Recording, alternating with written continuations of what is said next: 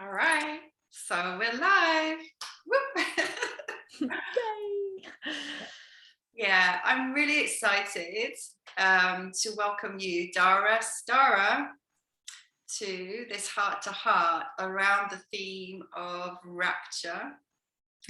A theme really close to my heart, and I will just do a little plug because I'm just about to publish my book, Rapture, A Guide to Sexual and Spiritual Awakening for Women.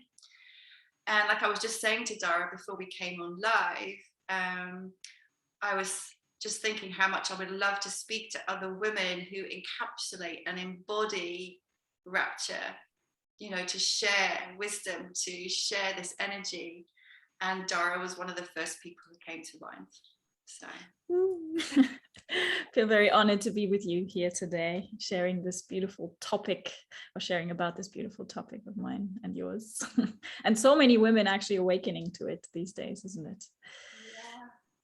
Yeah, so, you know, I don't normally do this, but I would love to do this because Dara's just sent me like a bio of herself, a short one, and it's just so beautiful because I was reading it, and as I was reading it, like literally I felt the energy within me bubble up, right? Because it's just so talking to what the theme is. So can I read it? Can I read it to everyone? Please, go ahead. I'm going to put my schoolgirl specs on. I love them. To give everyone an idea about you as well, and we can kind of flow from there. It's just like I get excited just reading this. So Dara is a poet, musician, yoga teacher, mother, idealist and facilitator, currently residing in Malta. Lucky you. I'm a bit jealous of your sunshine, gotta be honest. She drinks the ocean for breakfast and searches for the bare truth between pillows and sheets. She sings nude, peas standing, and loves the color green. Dara's life work is to be sky wide open and naked in all interpretations of the word. Like that gives me shivers. She makes a living of stripping her words of unconscious lies, her emotions of suppression, her actions of selfishness, and her body of clothes. Her mission is to give others permission to also walk and dance with this delicious level of nakedness. Wow. Wow, it's interesting hearing that read back to me, but yeah, thank you. Oh, is there anything you would want to add to that from where you are now, like Dara Stara? Yeah, I mean, a lot is said in those words. A lot is said about me being quite a rebel in many aspects of the word. I've always kind of been very different and approached life very different from the very beginning of my life. I've had a very strong connection to sexuality from the very beginning of my life, literally from I've started masturbating before the age of 1, and I was fortunate enough to have my parents being quite supportive of that. I'm like, my mother was actually in ecstasy about the discovery that I was self-pleasuring at the age of 1, or however early it was. So I kept that connection to my sexuality in some ways unobstructed. In others, it did get affected by cultural conditioning because I did have to go to school, I did have to go to kindergarten, and my mother did have to tell me that there's certain things that you don't do in these public places. And I learned that there's something about that that's not right. So even as a child, I absorbed, even though it was allowed in some way, I had quite some things to work through in my life. But I had this innate connection to sexuality from the very beginning. And I kind of carried this throughout my life, like and really it's more, rather than even just connection to sexuality, is this deep desire to find the root of from where we can then actually sprout into flowering and flourishment. I don't know if that's the word, but like to flourish fully, because we've actually taken care of the roots. We've actually looked at what the deepest core or the deepest issue is at the roots, and then we flower from there into life. And this is still really in all my work and everything that I do with couples, with individuals, with groups, with myself in my own life. I'm always looking to where can I bring it back to me, and how can I come to the deepest core of my truth and of my nakedness, and at the roots of life, really. Wow. Oof. So, that's kind of something I'd like to respond or reflect back in that, in really listening to that is, it really is wonderful to hear you speak without any shame or self-consciousness about your sexuality from the earliest years. And I can really relate to that because I grew up similar but different, like running around in forests behind my house in Germany where I grew up, and spontaneously taking my clothes off and initiating sexual, but I didn't know they were sexual. It was just an innocent exploration of the body and what felt very natural, of my own sexuality with myself, with my friends. And for a long time that was something that I felt I had to hide from the world, and I couldn't speak for fear of judgment and shame, like that would be something wrong. So bringing this out into the natural naked open feels really important for us to all kind of recognize that eros is a part of life. Absolutely. And there's no shame, guilt, badness, dirtiness around this. It's just part of our human and divine essence. Yes. And then the thing that you were saying about going to the roots, has that always been there with you as well, or did something in your life experience kind of catalyze that desire? Yeah, I feel there was always a seeker inside of me in some way.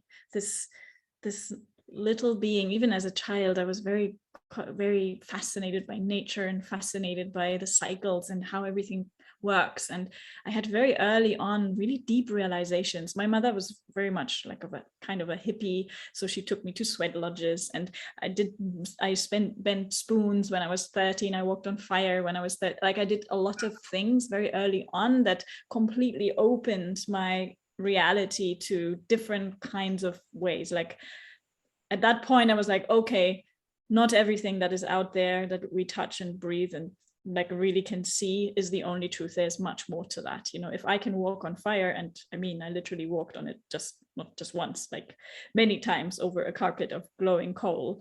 When you're 13 and you experience that level of truth, then, and all of your reality shatters in the way that it's not just the things that you touch that are real, but there's more to life.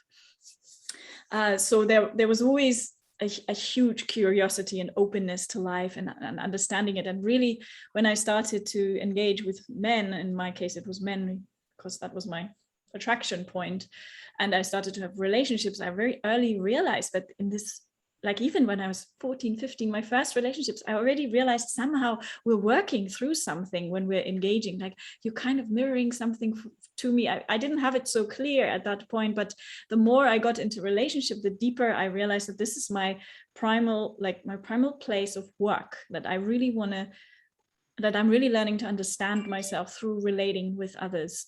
And it is still the focal point. And for everybody who's been in relationship, and if you have some kind of attempt of conscious relating, you will come to the point where you want to go to the root. Why are you triggered with this person? Why is this difficult? Why is this beautiful? Why are you attracted? You always go back to your roots. You always go back to your childhood or womb, or even before that, and figure out why there is this learning lesson to be held here, to be cared for, to be explored, and to be healed. Because for me, really, this life is about experiencing, of course, but before we can experience, we need to do a bit of healing, because we're all kind of traumatized kids. So this kind of traumatized kid stage, which is at the root of most of our suffering on the planet, needs to be healed. And in my understanding, it heals easiest and fastest in relationship when we consciously engage in those loving spaces.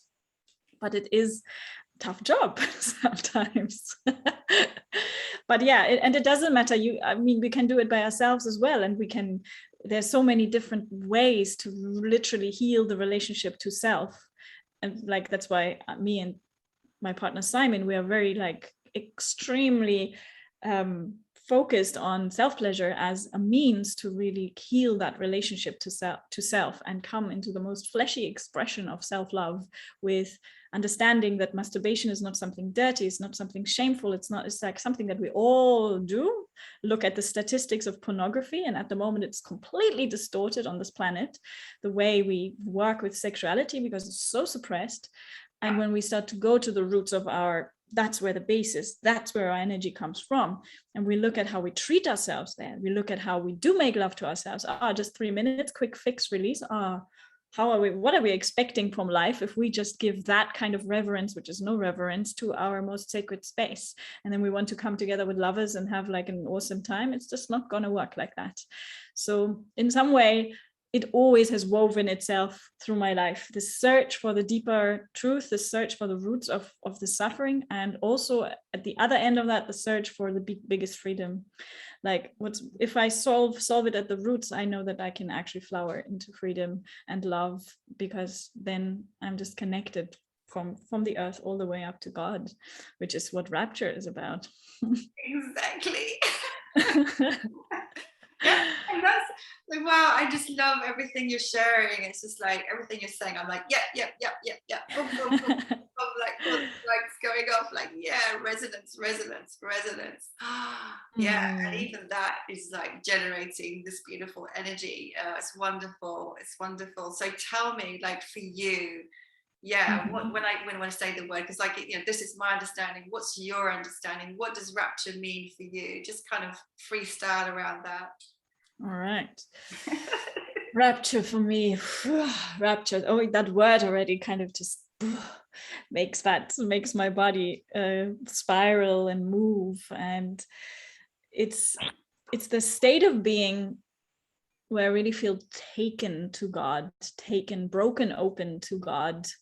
And as a woman, I feel for many of my years, I've been feeling this hole inside my heart, this hole, or somewhere inside this kind of upper body of mine. And a lot of women have reported this to me. There's this like yearning that never seems to be able to be fed, that is never fully met in life. It cannot be fully met by a human being, but it can temporarily be filled, like for a moment, and it will never really fully close. I think like it will always be a little bit, there will be this emptiness at the core of our being, because really and truly it's the yearning to completely surrender to God inside of us, like to really just be taken to God.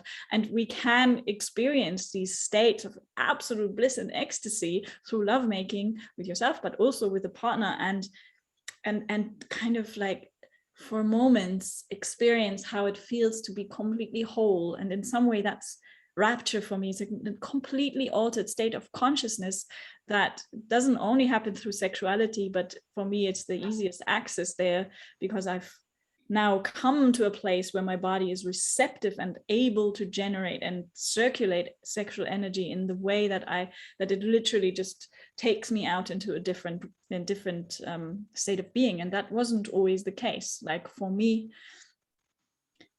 rapture wasn't always available. It was not something that I even understood. When I heard women moaning in pornography or in movies, or you just see this like beautiful love scenes, there was often this curiosity, like what are they feeling? Like how are they getting themselves there? Because for me that doesn't happen. I'm like, what is this thing? Are they faking it? Because I was faking things for sure in my youth, in my younger years, because I wasn't sharing my orgasm. Even though I had all this experience with self-pleasure, I was actually very contracted around sharing that moment of bliss, and that was only clitoral.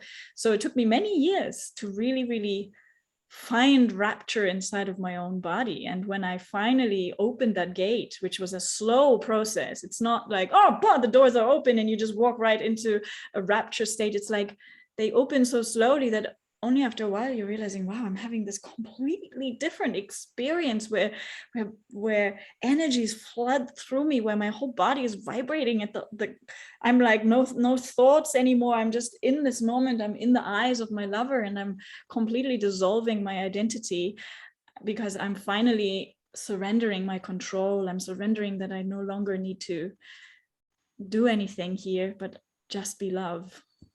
Yeah. That's kind of my freestyle around rapture. So luscious and delicious and beautiful. I just love it. And again, so resonant. And it's interesting because when I've been posting, I've been doing a series of lives at the moment about rapture, kind of about my journey to rapture, my own journey of this awakening. And I've had a few posts from Christian people, because of course it's that word is used a lot in the Christian religion as, you know, the understanding of the second coming of Christ and the sort of leaving the body and transcending the world. And the way you've described it, and the way actually you described it, the same, very similar to how I've experienced that too. It is take the religious framework out of the picture. For me, it is an experience, what I would call making love with God, and a complete giving up of the self into like dissolving into a state of unification with all of existence. Yes. And so thank you for describing it so beautifully, so I can really feel it and go along with you in that. And you've tapped onto so many other important themes I'd love to come to. So like one thing you spoke about, this yearning of the feminine, you know, actually the live that I did this morning was called My Quest for God and Love in Sex and Man. You know, so I was kind of doing the shadow thing of constantly projecting God onto men and love onto sex, and like trying to fill this hole that way, right? Yes. And I think that's probably fairly common, but I just speak about my own experience. That's how I was kind of trying to fill this yearning that way. So it was kind of an evolution to the recognition that actually both of those are here. Yes, you know, exactly. And it's very debilitating for women when we project that image of God, that yearning for God onto men, because we give our power completely away. I've had a very beautiful realization of this once. I have to just quickly remember it. It was in a church where I did after a little retreat, and I just sat in prayer in that church and realized that I had projected my voice so many times into men that would take what I have inside, like I would put them in front of me and they would carry out the wisdom or the things that I have inside. I would give my power to them rather than actually realizing that I am this massive church, this massive reverberation sounding board in which my yearning for God becomes the channel through which I can express so much of this power, this feminine wisdom that is so innately like born, like and to really feel that it's no longer like we can meet men and we can meet partners and they can join me on that journey, but if I project God on them, I give half of my humanness away. When I take care of my connection with God, then God takes care of my connections with the human world. And I think, and I feel a lot of women, they are yearning for these like deep connections with men, but it's because they haven't taken care of their deep connection to God first. So there's constantly this either neediness or avoidance strategies that we're like getting caught up in the day-to-day of what love and relationships is, you know, very messy at times. Yeah, well, I've done all of those things, definitely. So me too. I mean, we know it because we've gone through it, of course. That's the beauty of this life. Oh gosh.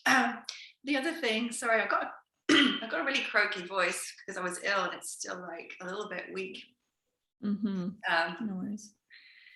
What I was going to say was, the other thing that I think it's going to be really interesting for people to hear you speak about is like when you were saying, you described rapture so deliciously and so beautifully, right? And we both know that experience. And you also said this wasn't always your experience, and you remember looking or seeing other things and thinking, what the heck is going on? And I think that would be really important to speak to, because I know from women that I've worked with, sometimes they will say, like, you talk about this experience and, you know, you show us this practice and like you're having ecstasies and like moaning and like shaking and all this, and I'm not experiencing anything, and then they feel like shame or like there's something wrong with them, that they're not having that rapturous experience immediately, you know. So I'd love you to share a little bit your journey. It's yeah, such a powerful and important topic to speak to, Shakti. I really enjoy that, or I'm really happy that we're bringing that in the space, because I encourage, or I find this a lot as well in the work that I do, especially around self-pleasure and teaching people around that, because when we start to work, or when we start to open ourselves up to the potential of rapture, what happens is that we actually have to completely level up, like we have to completely reprogram our bodies that are mostly numb. So I feel, well, this is certainly what I felt. I was very, very numb in my genitals, but even in some way all over my body, because often the men that I would make love to, I would project some kind of image to them, and they would touch me in ways that would desensitize the whole of my being. Yeah. And we all have energetic channels that run inside of our bodies. The Taoists talk about like the microcosmic orbit. In Tantra, it's you know, they call it a bit different, but it's kind of all the same. And in some way, when we're working with rapture, we're trying to bring this precious energy that's like right at the base of our spine, that kundalini, that chi, whatever you want to call it. We want to bring and draw it up, and like in Tantra, we're going more towards enlightenment, like we're wanting to bring it up. In Tao, you go a bit more about circulating, so you can store it and use it for healing and all of these kinds of things. So on that journey, it is a journey of completely teaching your body the old new ways of circulating, of opening these channels. And these channels are closed because we are all chronically emotionally constipated. So because we've learned these, sorry to say it like that, but it is like that. So we've adopted these habits as children, because our caretakers, our parents, didn't allow our full expression. Not only the negative emotions, not only sadness and fear and pain rage got suppressed, but also your bigness, your boldness. When you were as a child and you sang and somebody said, "Wow, shut up, that's like horrible," or you played with yourself, you played with your yoni, and it's like, oh, that's like, then all these good things get like suppressed. And that becomes constipation in adult life. And when you're emotionally constipated, because the emotions are basically like the channels, they are rising. But if we don't allow the emotions to rise, because we always have the lids on our emotions, then sexual energy, no energy can really move through your whole body. So in my understanding, and this is one of the other topics that I'm very, very, very enthusiastic about, is emotional maturity, and how we can learn to become painters with our emotions. Because when we clean those channels, when I am able to step into anger from one second to another, just because I know how to activate that energy within me, or I can step into sadness, or I can step into clarity, or I can step into joy, then I also can step into orgasmic energy with very quick. Yeah. Because I've learned that I have access to all of these energies. They all originate in my solar plexus, or in my yoni, or in my second. They're all there, but most of us have no idea how to bring them up, because we have these chronic mechanisms. Oh, no, that's not going to come up. That's not allowed. That's not allowed. No, I shouldn't be sad. No, I shouldn't be angry. No, I'm a good girl. No, I'm a pretty girl. No, we don't do these things. We're not getting angry. And specifically anger for women, I have found, this is like a generalization. There are also women who have trouble the other way around, but there's a lot of women who haven't empowered themselves to actually rage. And there's so much orgasmic energy in rage. And often when I teach this, women look at me, it's like, what do you mean? And then when they do it a couple of times, and they're like, oh my God, I just had this like rage experience, and literally I was in orgasm with just screaming at the sky.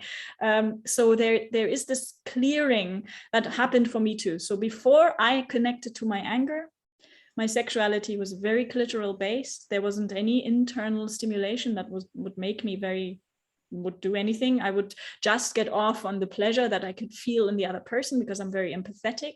So I could feel a man's pleasure, and that would kind of bring more arousal. But my actual pleasure potential, the pathway that I had, was just clitoral.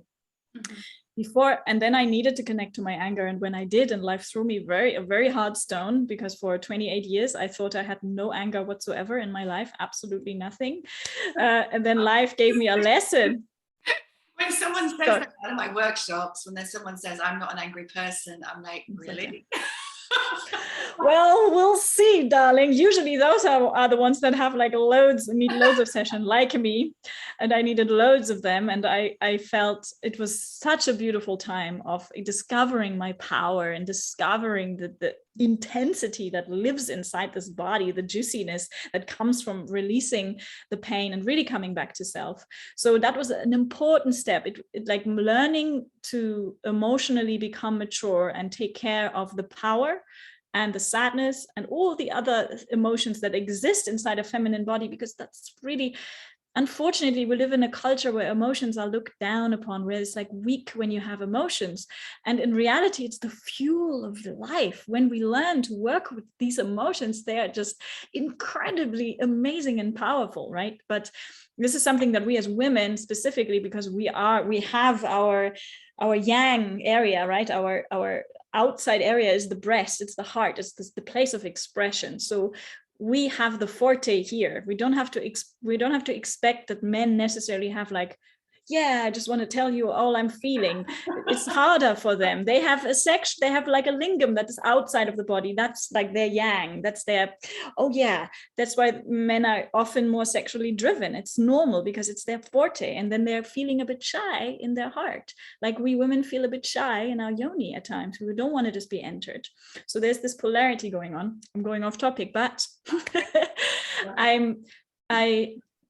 on that journey. So I really went through these phases, and I talk about them often, the 4 phases of sexual healing, where you go from numbness to pain to emotional release and then to pleasure.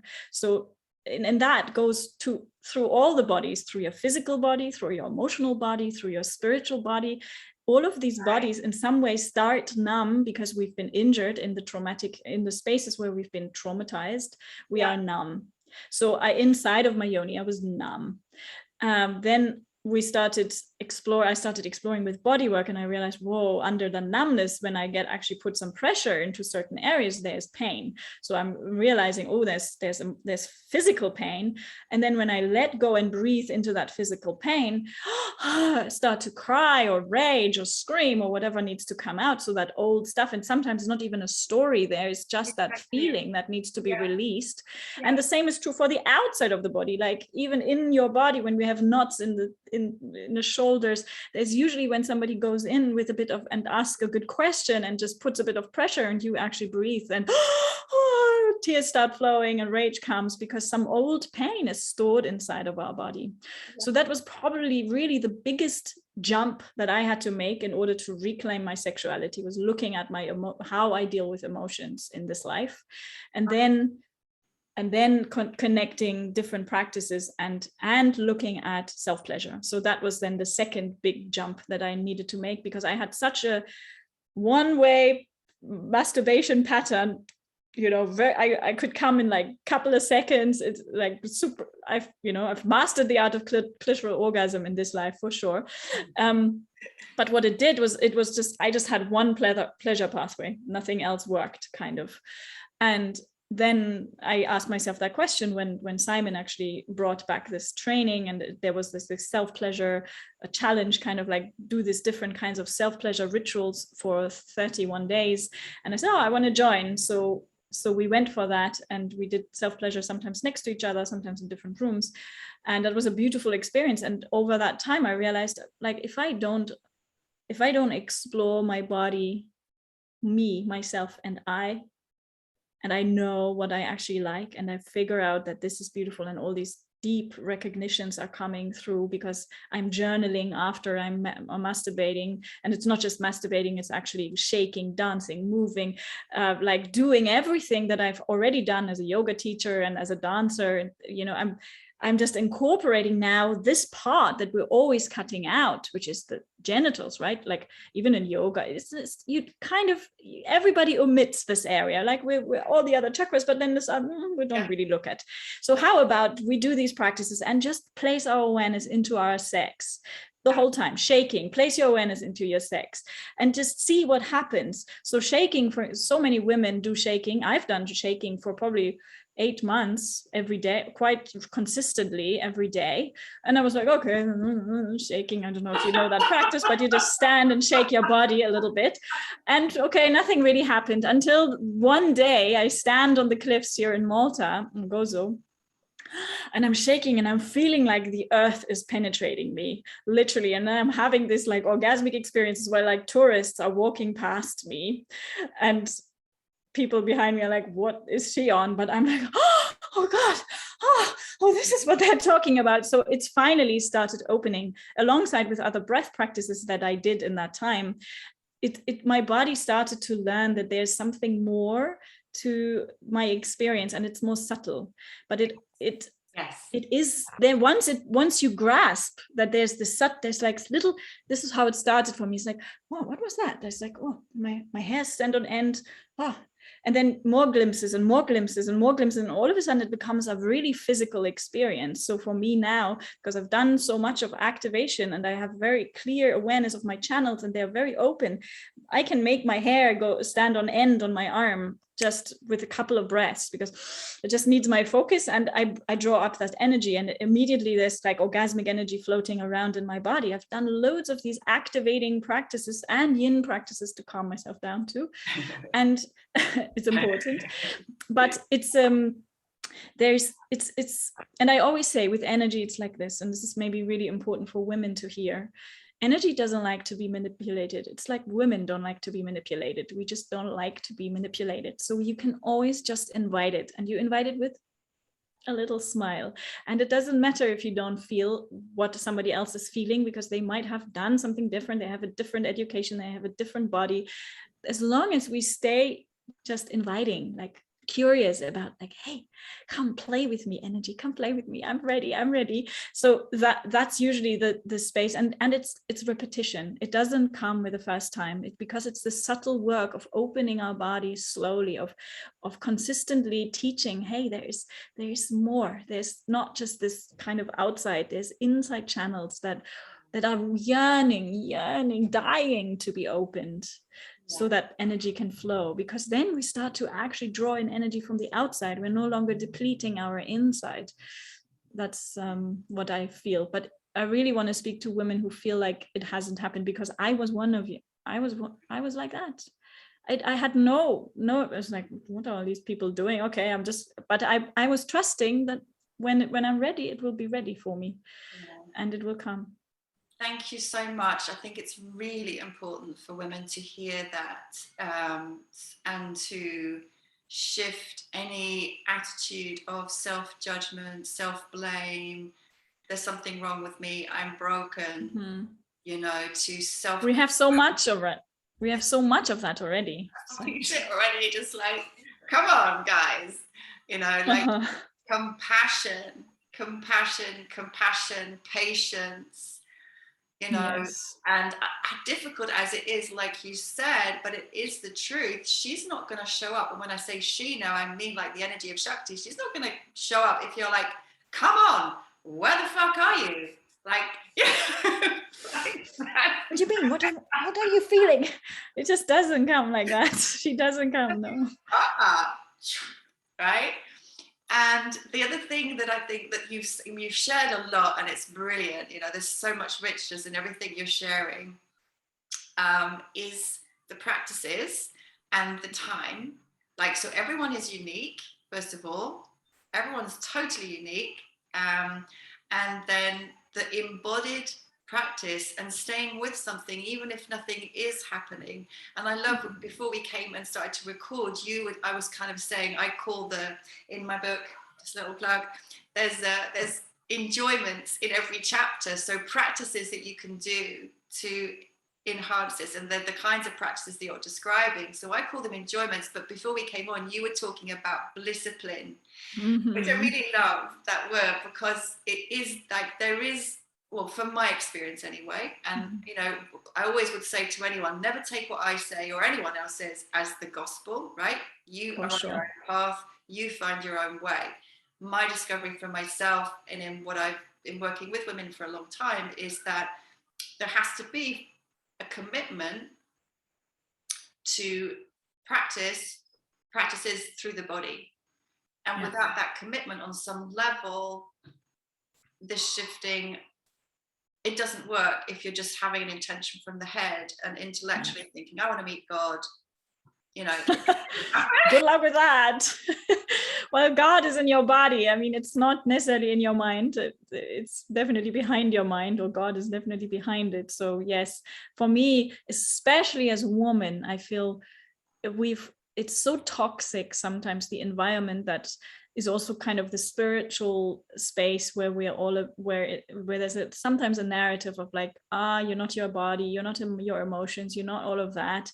Right. Just leave that all behind. There's beauty in that, and I'm not disregarding this approach, because for me, it's always yin and yang, it's always masculine, feminine. We need to find the balance. Even as women, we can't just completely surrender and like let ourselves be devoured by our emotions and never like find a practical step. We also have to have structure. We have to, we have to embrace the masculine, feminine. Yes, I'm very much about that beautiful union of Shiva Shakti. And but in our culture, we're just very masculine orientated. So there is, even spiritually, there's a narrative which teaches women sometimes that, you're not your body, you're not, so it disregards it. It's like it cuts us off of the body when we are the ones who are creating life. I'm a mother of an 8-year-old, so I've created life through my body. And if I tell myself I'm not this body, I'm cutting myself off of the magic of like the most magical thing that happens on this planet is that we are able to produce another human or another being out of of two bodies merging. And then there's like, I still, even though I've gone through it, I still can't figure out, I still cannot get my head around this miracle, which is so amazing, that there's another human that comes out of a human. It's so amazing. So for me, it's important that we really acknowledge our feelings and our bodies, and that's the work of embodiment, and that's where my personal access to God is.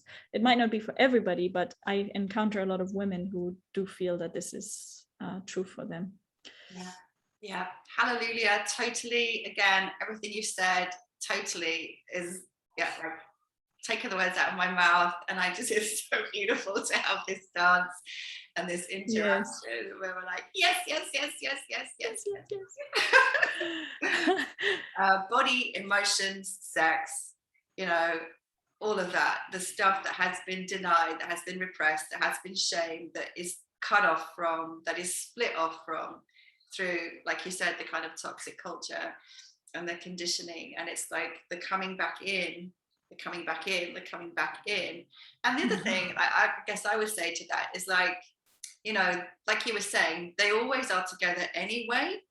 And like we can my discovery has been that finding God through coming down and in, but basically it loops me around to coming out into as if I'd gone that way instead. So we kind of meet ultimately in the same place. Yes. I love that. Yeah. And I love this downward movement as well. I just want to speak to that. It's like, this is so good for us women to like even just kneel down or like feel your womb open to the earth. There's something that, and not always to say God is up there. God is also like, it's in that depth of this wet, mysterious earth that we're walking on. It's like, the jungle is our yoni. It's like this wet, mysterious, beautiful, rainy, foresty space. That's why I feel we are chopping down the rainforest, by the way, is one of the reasons, because there's this fear of this femininity, of this darkness, of this mystery that lurks in the rainforest, because it's like the yoni of the world in some way. So we're doing that to our nature systems as we're doing it to our feminine bodies that are walking around on this planet. It's just coming to me here. But yeah, I think it's very important, this connection to earth, to mother, to the archetype of mother as well, whether you have had children or not, it doesn't really matter. I think it's important for all women to kind of connect the crown with the sex, to create this mother archetype, that it's not like, oh, I have to do it all and I'm completely overwhelmed by all the roles that society is putting on me, but no, I am able to breathe what it really means to be mother. Like when I connect to earth, I know what it means to be mother, and it's such an important archetype in this time of transition that we're going through. Beautiful. And the mother can be rapture, you know, the mother, yes, the mother doesn't only have to be the children and the cook and the sexually alive mother, the mother that has all these aspects, because she's gone through all these phases, is really important, because I find myself struggling with that in this world as a mother, and then when I integrate it, it's a constant dance, you know. Thank you. Like, really, thank you. As you were talking about mother and nature, and I was really feeling the profundity, and I was very moved, actually, just for, like, as we're tapping into that, because for me, like, when I hear you say that and I feel that in my being, there's a grief. There is a feeling of grief, of still this raping and this taking and this destruction. Yes. And it's important to allow ourselves to feel that, you know, and being able to feel, I guess we come back into the emotional realm, and that is being a gift of the feminine. And when we open to, you also use the words receptivity, to be more receptive, to feel her energy, to feel our emotions, to feel the collective emotions. We're bringing gifts, we're bringing a sensitivity that is so needed in everything that's transpiring in the world. And the other thing I'd love to reflect back around the mother is to know that energy within our own beings, whether we're physical, like whether we have given birth to a child or not, that energy is accessible to all. And also, because the mother wound is a huge thing, again, for so many women, you know, I spent a long time thinking it was just about the patriarchy and my wounding with my father and the masculine and that whole line. And then far more recently was like, oh, there was this whole thing of the mother wound that I haven't looked at, you know. So to connect with that mother energy, which is transpersonal, is a huge part of the coming online of the full womanhood and the full sovereignty within me. And kind of going off on so many tracks now, but like being a mother also. We've become Shakti now. All of it is here. That's good. It's a really important thing, though, actually, that being a mother, or being I was speaking to this in one of my other lives called Mating in Captivity, after Esther Perel's book, right?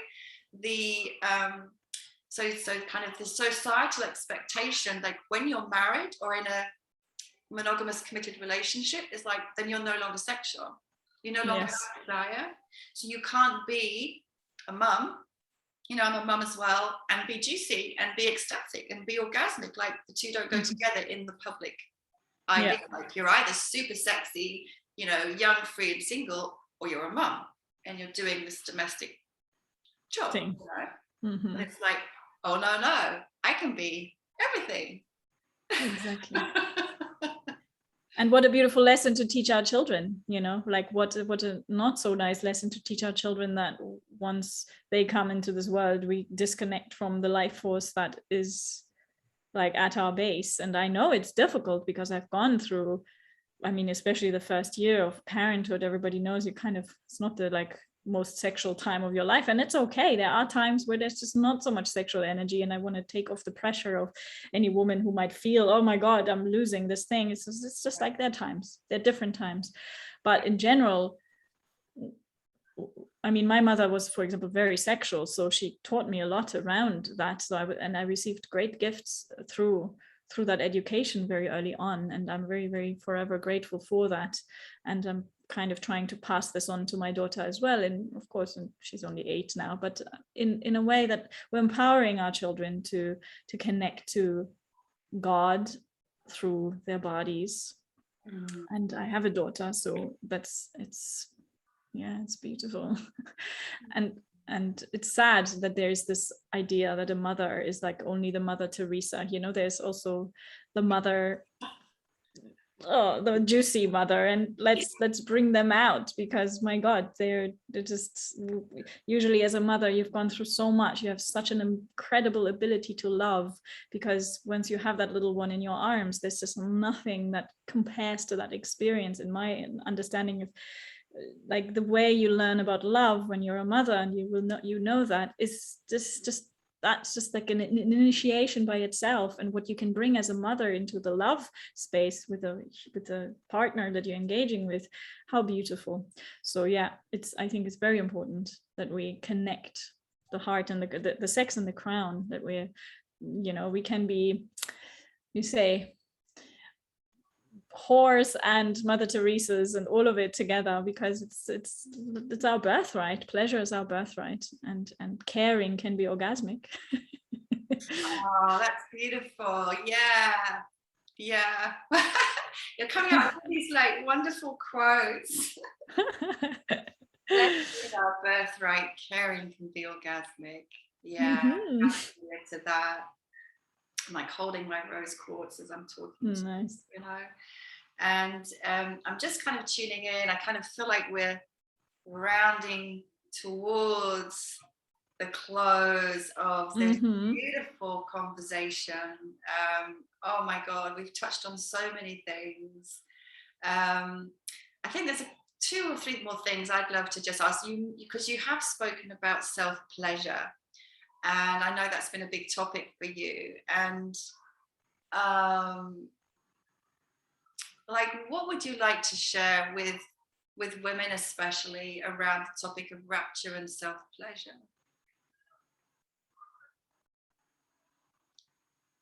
Oh, you froze for a minute. I can't hear you.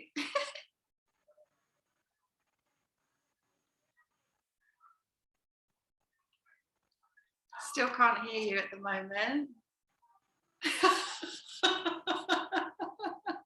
Okay. Oh, there you are. Back? Yes, I'm back. Okay, so obviously our energy kind of zoomed the system. Did you hear my question then? No, you froze for a second, so okay. Just repeat it for me. So yeah, I was kind of coming back to self-pleasure, because when you were talking about self-pleasure, it's been a really big topic for you, and I would love to ask what you would most like to share with women about self-pleasure and rapture. So in my experience, most women go, just like me, for clitoral experiences and clitoral orgasms, and that's beautiful. I'm not one to shame clitoral orgasms. I love them. I still enjoy them. But I do feel that they are in a bit of a, like, when we just engage with them, they and I just recently talked to a friend of mine who said, I don't need to learn self-pleasure. I self-pleasure all the time. And just like, you know, I touch myself and it's over. It's like, but this is not what I mean when I mean learning self-pleasure. It's not about you knowing how to orgasm. I know there are a couple of people out there, or there's quite a lot of people, women out there, who have trouble orgasming. So that's one part, but there's also a lot of women who are self-pleasuring in a very monotonous kind of way. And I was certainly one of them. And the clitoral orgasm for me is beautiful, but when it's a really fast release, it's emotionally not very demanding, and it's kind of the easiest of all the orgasms. It never requires us to really let go of control, because we stay in the controlling seat of like and then it's just gone, and this energy kind of just disperses. It's a little bit like the male ejaculation. It's like goes out. So for me, learning to sensitize your internal vagina and your whole body for that matter, and learning to read your book, the body like a book. Yeah, really learning to all the lessons that it has for you, because it has loads of amazing teachings that are deep inside of you that I can't give you. These answers that are like programmed inside of all of your skin, you will only be able to really decipher if you start engaging with your body in this most loving, caring kind of way. So we suggest practices like mirror work, where you do, masturbation in front of the mirror, you look yourself in the eyes, you shake, dance, move, so many things that really start to change the pleasure pathways. And I think to many women, I would just want to put out there that there is benefit in changing our pleasure pathways. There's benefit in taking a little break off of the clitoris and learning what else is available inside of your body, and actually honoring your body as a temple completely, not expecting that a man comes and knows, or a partner knows how to do the honoring. How will they know if you don't know? They will always just get the reflection of the wisdom that you have inside of yourself. Yeah. So I really invite women to go deeper into the temple of themselves and discover this like wet magical mystery book that's right there. Oh, that's beautiful. You're so poetic, really, really, really. Also great that you mentioned the orgasmic piece, because I think it's really helpful to actually take the focus off, because again, this is a very masculinized focus of like, yes, self-pleasure means masturbating myself to orgasm. But if you take that kind of goal orientation out of the picture, and it's like orgasm could happen, orgasm might not happen, but that's not my goal. I'm not pushing for something. I'm not trying to make it happen. My intention is to pleasure myself, and pleasure has a much wider experience and definition than just going for a big experience and then that's over, Yeah. And I find so interesting that in the animal kingdom, all the animals that do self-pleasure, they usually don't ejaculate. So they don't go to orgasm. They just go to these states, even though they could, they don't. It's very rare that they ejaculate, even bonobos and these like monkeys and stuff. That bonobos, I'm not quite sure how, but no, it's like even the dogs that, sometimes hump. Have you ever wondered why you don't get, or how much of the sperm is on your pants afterwards? They just don't ejaculate. So they just love this the state before. And with internal orgasms, in my experience, is also they're beautiful, they're long, they're wide, they have a different quality. They're not like this peak that just spikes you open. It's this energetic experience that isn't always felt like, oh, this was this orgasm, this was that orgasm. It's like we like to compartmentalize things, but the yoni is like one magical space, and what happens in there is like mysterious.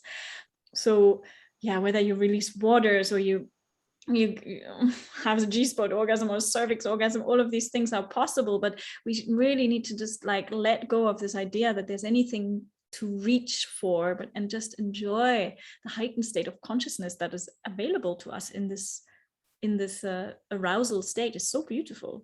Really, it's like taking drugs. We go into like life becomes very different when we don't clasp or when we don't contract in our normal kind of like, oh yeah, I'm just doing this for my partner, or I'm just, I don't know, not really know what I'm doing, but there's a bit of pleasure, but not a lot.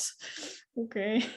I mean, that was certainly my experience, It's just like, what was I doing? Masturbate. I felt like in my early years, felt like we were just masturbating inside of each other, but like in a really bad kind of masturbation sense. Like, okay, it's a bit of friction, It's about energy. It's really about energy. And when lovemaking becomes about energy sex, and movement becomes slower or tinier, or even it can even be very rapturous and very like ravishing, but it's energetic, and you're following the energies of the bodies and what they want to do, rather than what you want to do or you think is sexy, or you think you need to this movement you need to do. No, follow the the pleasure inside of your body. Then we're walking up the stairway to hell, to heaven, sorry, not hell, hell too, who knows. Hell and heaven are the same at that point anyway. Yeah, the stairway to heaven, exactly. And thank you for, again, that really evocative, delicious description of energy lovemaking. Exactly, like no goal, no routine, no pattern, just like the moment by moment movement and dance with these beautiful energies, and the unfolding of that just is transporting beyond, you know, the taking both, I guess, beyond the known into the realms of the unknown, into the realms of no thought, into the realms of opening to the new, in terms of like new insight, new downloads, being made new, like all of this. So you know, like what are the benefits? What are the benefits of connecting with our rapture? Is that a question? I think it is. Or It is just that came just, out of my mouth. Yes. What are the benefits of connecting to our rapture? Is, for me, the benefit of connecting. I have a little bit of a pact with the universe. I made it some time ago. I said, if I take care of my orgasmic energy, you take care of me. Okay. And this has been in some really playful way sweetly with me. So the moment I neglect my roots, neglect my orgasmic nature as a woman, I immediately feel like I am starting to try to draw energy more from food, more from stimulants, from things that are not actually really replenishing. They're kind of just you say they're like substitutes for this actual rapture that my body is yearning for and that my soul is yearning for really all the time. So for me, when I connect to my sexual energy and my my ability to be taken by this energy, I make all my channels open, and then throughout my day, even if I'm not necessarily making love, I'm reminded that I can breathe in energy, that I can walk, that I can dance, that I can work with this energy as I move through my day. So I'm much more in my body. I'm much more connected to earth and connected to my heart, and it just like makes life so much easier. And Shakti, I tell you, in some strange way, and it's also a little bit like a discovering sexuality, it goes really slowly, but this like state of being that many of us are in, even at this time still in the planet, this kind of normal state of being where we feel like, ah, how you are, yeah, not bad, you know, this kind of dense, suppressed, life is a bit hard, just working through stuff, slowly changes when we start to connect to our potential of rapture. And more and more and more, my state of being became just one of bliss, of ecstasy, and of peace. Like I can walk through life, and because I know I am not the cause, the source of my energy, I am connected to God, and God is feeding me constantly because I am taking care of not neglecting the most important part, or the most important, but the most root, the part that's at the base, my sexual energy, and it will nourish me. So I think it's nourishment, really, in a short word. The benefits of connecting to Shakti, the benefits of connecting to rapture, is that we're nourishing ourselves. And when we don't nourish ourselves, what are we doing? You know, we need to nourish ourselves with food, with sleep, and yes, with energy. And one of the ways to access that is through sexuality, and it's beautiful. It's a fun thing to do, isn't it? Apart from all the like amazingness that happens, it's a really just like a joyous thing to explore. And it holds its shadows. It holds a lot of pain that, you know, many have stored there. So let's not be completely just glorifying this journey. A journey into deeper sexuality will bring your rage, will bring your sadness, will bring your tears, will bring all of the stuff that you have to face in order to become more love, to become more open. There is no way around it. There's no quick fix. You can't meditate yourself around this, in my opinion. We need to like face those feelings, feel them, heal them. What we resist persists. But when you go through it, when you realize that there's nothing deathly in feeling an emotion, that you won't die, you're still there, even if you've had like an amazing emotional poop, as I call them sometimes. Then we literally bit by bit we're liberating ourselves. And for me, Yeah. the union of liberation and love is all I'm here for, to experience on this planet. Freedom and love. Yeah, so beautiful. I love the way that just in your sharing there, you just completely beautifully kind of wrapped up, you know, sharing on Rapture, just like beautifully, you know, bringing everything together. And you know, I want to add like I want a thing to just support everything that you've shared, which has been so beautiful, which is precisely this recognition. And this is part of what I live for, which is for women and everyone to understand that, yes, we've been talking a lot about sexuality and sexuality, sexual energy. We've been using those words a lot. And my prayer and my mission really is for everyone to understand that even though we're doing this, it is not just about fucking between the genitals. It is about everything. It changes the quality, the color, the texture of our entire experience of life and our whole way of showing up for life. You know, and the connection. Yes, I hold to that. Right? And also just, yeah, the shadow and the light is unavoidable. But as we open more to the realization and the acceptance of this, because I know I resisted that for a fucking long time, actually. Haven't we all been there? And then it's like, my discovery has been that even in the shit, there can be an opening to bliss, but there has to be a willingness to go into it. But yeah, so beautiful, everything you've shared.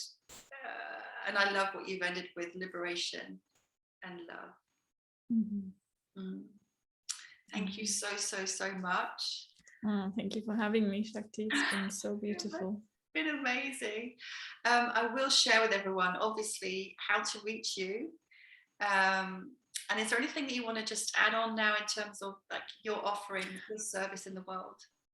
Yeah, my service is really teaching women and men around self-pleasure. So we have a course called Go Touch Yourself, which is offering an incredible big amount of, like, it's such a big body of work. We've created so much information and practices, really practical practices, to jump right in and start relearning and resensitizing ourselves on all levels. Like, go touch yourself, not just touch your body, be touched from the inside. Like, go touch yourself, be moved by yourself, because you recognize the divinity of who you are and what you've been given, this body, this vessel to experience life. I mean, if we don't wake up in ecstasy every single day about the fact that we have a body, what are we doing? You know, so if you feel like there's something pulling you, there's this course is there. We have a very ongoing support, communal support in the course. We're always there. It's very, very beautiful, and it's kind of my mission really to educate people around the fact that we have to find that inner union first, masculine and feminine, of yin yang, whatever you want to call it, and that if we learn the language of our body and can follow it and offer it, we just give ourselves the greatest gift, and so much changes from that. My lovemaking didn't change until I really focused on my pleasure pathways, and I changed them. Then I discovered tantric lovemaking, and then I was like, whoa, there's breath, whoa, there's movement, whoa, there's sound. Now all of the things that I had suppressed, they came out because I was training my body to do something different. And that's just, you know, in life, let's just try to do something different. And this invitation, I think, is there. You can engage in this course, but generally just find ways to explore your body in different ways. This is my invitation. It's beautiful. Thank you, beautiful, amazing, powerful, sexy, juicy woman, mother, creator, poet, musician, yogi, everything. Thank you so much. Thank you so much. Absolute joy. Wow. It was. Namaste.